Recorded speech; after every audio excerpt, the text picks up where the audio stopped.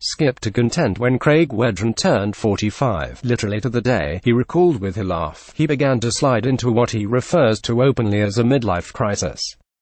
A well-regarded musician since he was in late teens, when he formed the wildly inventive post-punk band Shudder to think, Wedren suddenly found himself up against the complicated realities of marriage and fatherhood, and a body that seems bent on slowly shutting down.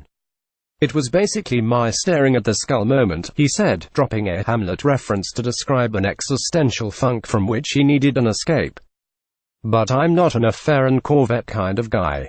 I'm a music guy." That record, released in December, is Adult Desire, a tender and fearless set of electro-acoustic pop ditties in which Wedren, now 48, uses his distinctive voice to explore thoughts on an aging and family, and how those ideas might coexist for a man in an era of toxic masculinity.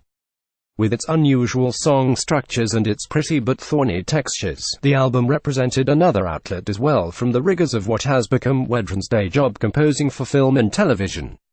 "I really needed a break from assigned work," said the Los Angeles-based musician known for his scores for School of Rock, Wet Hot American Summer and the hit Netflix series Glow, about the development of a women's wrestling league in the mid-1980s.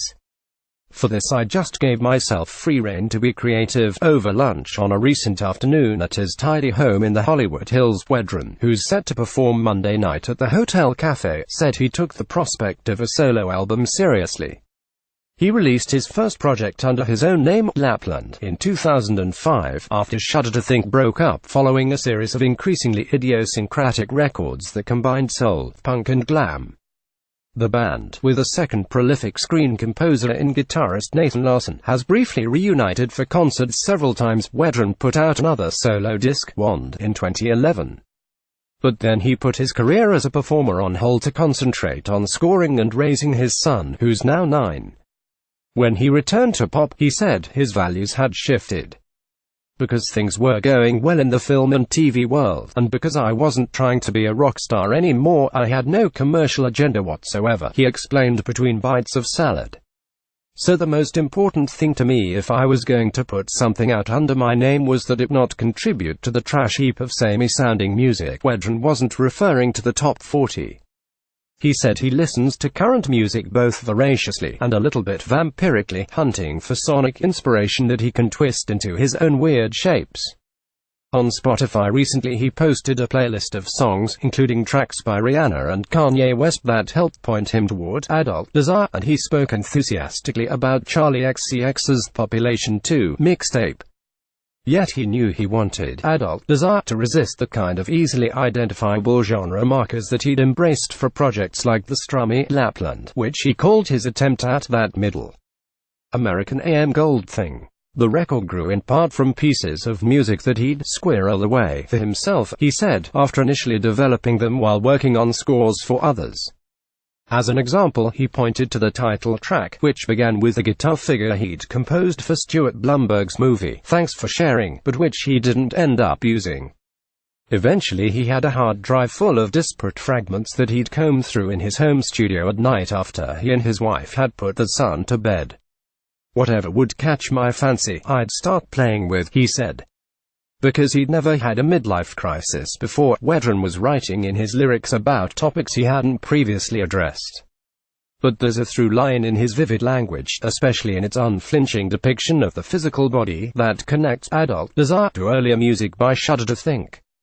"I'd like to lick the butter off your stretch mark," goes one memorable line, ditto his singing, which can still range from a dramatic whisper to a near operatic wail. "We're starting to remix the first few Shudder to Think records because they weren't mixed well originally," he said. "And I was just saying to my wife the other day that we don't give our younger selves the credit we deserve." Listening back to that stuff, the lyric style, the vocal tics, it was all in place from, like, age 17. Wedren has also been thinking of his younger days as a result of releasing Adult Desire through his own label, Tough Lover. "The do-it-yourself experience," he said, reminds him in a strange way of going around Washington, D.C., where Shudder to Think sprang from that city's vibrant hardcore scene, and posting flyers for shows by hand. "The promise of DIY is really at one's disposal now," he said. "I can design a t-shirt on my phone, and I can post a song online that's accessible to the entire world. He laughed with the knowledge of someone who's seen the record industry's radical transformation over the past 2 decades.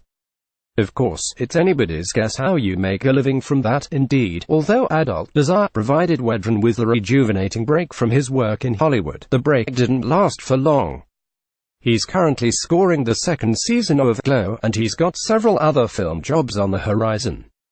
But he's already thinking of making another solo record, something more externalized than Adult Desire, he said, with perhaps less worry and more joy.